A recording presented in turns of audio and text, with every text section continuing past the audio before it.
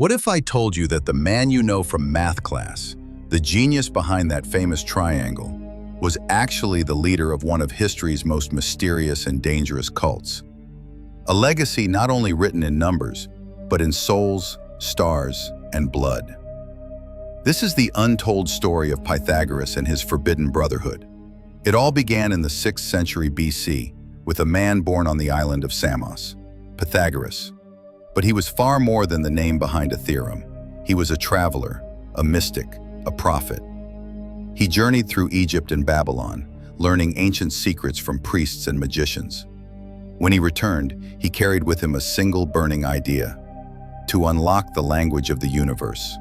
And to him, that language was mathematics. Pythagoras settled in Croton, a wealthy city in southern Italy, and there he founded one of history's most exclusive communities, the Pythagorean Brotherhood. But this was far more than a school, it was a cult. Entering was nearly impossible. Before they could be admitted, candidates were required to take a vow of absolute silence for 5 years. They were forbidden to speak, they could only listen. The rules were strict. Eating meat was banned, as it was believed to corrupt the soul. Even touching beans was considered one of the gravest sins.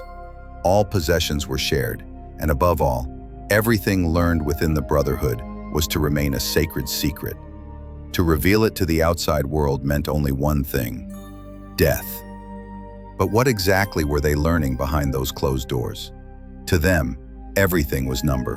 1 represented justice, 2 was division, 4 was the divine. They believed that everything, from the movements of the planets to the notes of music, was governed by the perfect harmony of numbers.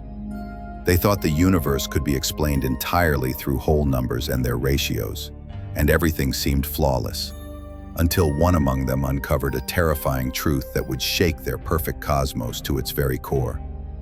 Within a simple triangle lay their greatest nightmare, a number that could not be expressed as a ratio of whole numbers, an impossible number, a blasphemy against their God. This discovery was not merely a mathematical problem, it was a death sentence. But what happened to the man who revealed this forbidden number?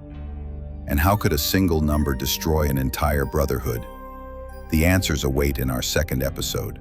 Stay with us as we uncover the darkest secret of the Pythagorean cult.